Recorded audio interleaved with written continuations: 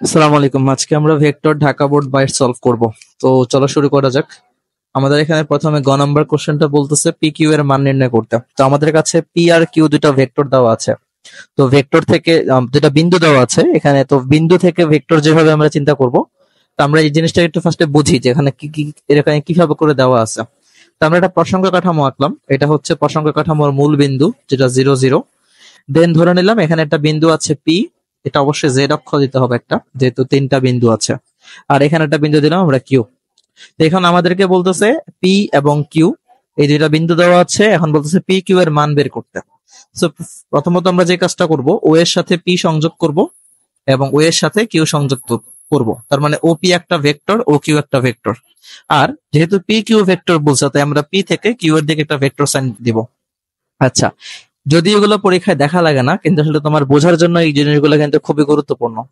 আচ্ছা, এখন আমরা এখান থেকে ভেক্টরে ত্রিভুজ সূত্র অ্যাপ্লাই করতে পারি। তো আমরা জানি ত্রিভুজ ও পি কিউ, এখানে যদি আমরা ত্রিভুজ সূত্র অ্যাপ্লাই করি, ত্রিভুজ সূত্র, ত্রিভুজ সূত্র আমরা কি জানি যে ত্রিভুজের যে কোনো দুটি সন্নিহিত বাহু একই ক্রমে দুইটা ভেক্টরকে নির্দেশ করলে বিপরীত বাহু উক্ত ক্রমে ভেক্টর দ্বয়ের লব্ধির মান ও দিক নির্দেশ করে। দেখো ওপি এবং পি কিউ এরা কিন্তু একই ক্রমে দুইটা ভেক্টরকে নির্দেশ করতেছে, এবং ও কিউ কিন্তু বিপরীত ক্রমে এদেরকে নির্দেশ করতেছে। তার মানে ওপি এবং পি কিউ এর লব্ধি হচ্ছে ও কিউ।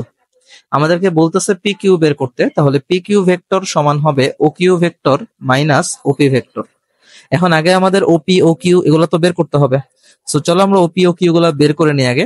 তাহলে ওপি ভেক্টর সমান, আমি অ্যাকচুয়ালি লিখে দিচ্ছি আসলে কিভাবে এটা আসছে। তোমরা এত কিছু পরীক্ষা লেখার দরকার নাই, আমি বলে দিব যে কতটুকু লিখতে হবে।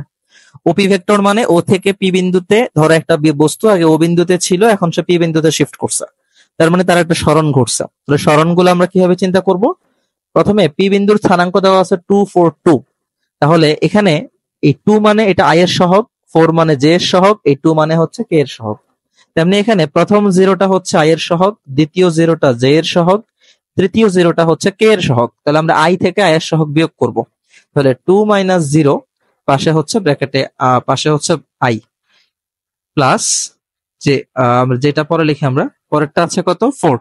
তাহলে 4 - 0 আর পাশে হচ্ছে জে ক্যাপ, প্লাস দেন আছে 2। তাহলে 2 - 0 পাশে হচ্ছে কে ক্যাপ। তাহলে আমরা লিখতে পারি 2 I cap plus 4 J cap plus 2 K cap. তোমরা জাস্ট পরীক্ষায় এই লাইনটা লিখলেই চলবে, উপরের লাইনটা লিখার তেমন একটা দরকার হয় না। এবার সেম ভাবে আমরা এখন ও কিউ বের করব। আমরা হচ্ছে ও কিউ বের করব। তো ও কিউর বেলায় সেম নিয়ম, কিউ বিন্দুর স্থানাঙ্ক 2 -4 -4। সো আমরা 2 থেকে একবার 0 বিয়োগ করব, -4 থেকে 0 বিয়োগ করব, -4 থেকে 0 বিয়োগ করব, আর সাথে সাথে আই জে কে দিয়ে দিব। তাহলে 2 - 0 আই প্লাস -4 - 0 জে প্লাস -4 - 0, হ্যাঁ, কে।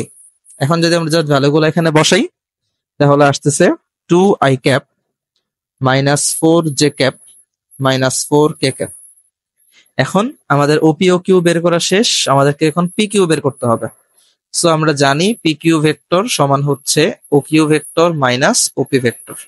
এখন সিম্পলি আমরা বিয়োগ করে দিব। ও কিউ আমরা পাইলাম 2i -4 জে -4 কে, মাইনাস ওপি আমরা পেলাম 2i প্লাস 4 জে প্লাস 2 কে। তাহলে এখন আমরা বিয়োগ করি, আই থেকে আই বিয়োগ যাবে, জে থেকে জে বিয়োগ যাবে, কে থেকে কে বিয়োগ যাবে। তাহলে 2i - 2i মানে হচ্ছে 0, -4j মানে -8j, দেন হচ্ছে -4k -2k মানে -6k। So -8j -6k, this is PQ vector. এখন বলতেছে PQ ভেক্টরের মান। সো মান যেভাবে বের করব, রুট ওভার দিয়ে সহগগুলার স্কয়ার। তাহলে জে এর সহগ কত? -8, তাহলে -8 এর উপর হোল স্কয়ার, প্লাস কে এর সহগ কত? -6, তাহলে -6 এর উপর হোল স্কয়ার, মানে আসতেছে কত? 64 আর হচ্ছে 36, অ্যান্সার আসবে 10। সো এটাই হচ্ছে আমাদের পি কিউ ভেক্টরের মান, এটাই আমাদের অ্যান্সার। আই হোপ তোমরা সবাই বুঝতে পারছো। যদি বুঝতে না পারো তাহলে আমাকে কমেন্টে জানাও। আচ্ছা, ঘ নাম্বার কোশ্চেনে আসি। ঘ নাম্বার কোশ্চেন বলতেছে পি এবং কিউ এর অবস্থান ভেক্টর দ্বয় পরস্পর লম্ব হবে কিনা। আচ্ছা, আরেকটা কথা, এই যে আমরা যে এগুলা বের করলাম, এটা হচ্ছে কিন্তু পি বিন্দুর অবস্থান ভেক্টর। ওপিটাকে আমরা বলা হচ্ছে পি বিন্দুর অবস্থান ভেক্টর। একইভাবে আমরা এই ও কিউটাকে বলবো হচ্ছে কিউ বিন্দুর অবস্থান ভেক্টর। এটা হচ্ছে কিউ বিন্দুর অবস্থান ভেক্টর। আচ্ছা, 4 নম্বর কোশ্চেনে এখন কি বলতেছে, পি এবং কিউ এর অবস্থান ভেক্টর দ্বয় পরস্পর লম্ব হবে কিনা। দেখো, দুইটি ভেক্টর পরস্পর লম্ব হওয়ার শর্ত নিশ্চয়ই তোমরা জানো। দুটি ভেক্টর পরস্পর লম্ব হওয়ার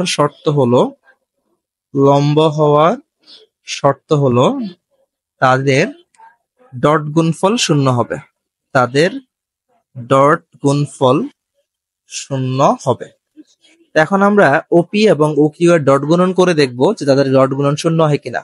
যদি শূন্য হয় তারা পরস্পর লম্ব, তাহলে তারা পরস্পর লম্ব না। তাহলে OP vector dot O Q vector. OP vector আমরা কত পাইছিলাম? আমরা পাইছিলাম হচ্ছে 2i 4j 2k। ওকে, তাহলে 2i cap plus 4j cap plus 2k cap dot O Q vector আমরা পাইছিলাম 2i minus 4j minus 4k। তাহলে 2i minus 4j minus 4k। এখন আমরা কি করি, আমরা হচ্ছে i এর সহগের সাথে i এর সহগ গুণ করি, j এর সহগের সাথে j এর সহগ এবং k এর সহগের সাথে k এর সহগ। এখানে 2 এর সাথে এখানে 2 গুণ, তার মানে হচ্ছে 4। এখানের প্লাস 4 এর সাথে এখানে মাইনাস 4 গুণ, মানে হচ্ছে মাইনাস 16। এখানের প্লাস 2 এর সাথে এখানে মাইনাস 4 গুণ, মানে হচ্ছে মাইনাস 8। তাহলে আমরা যেটা পাচ্ছি মাইনাস 20।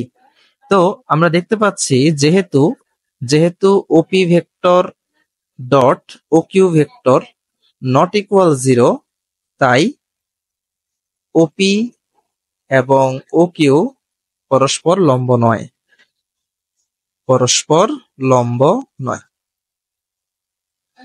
এই হচ্ছে আমাদের এই কোশ্চেনটার সলভ। আশা করি সবাই বুঝতে পারছো। যদি না বুঝো কোথাও আমাকে জানাও।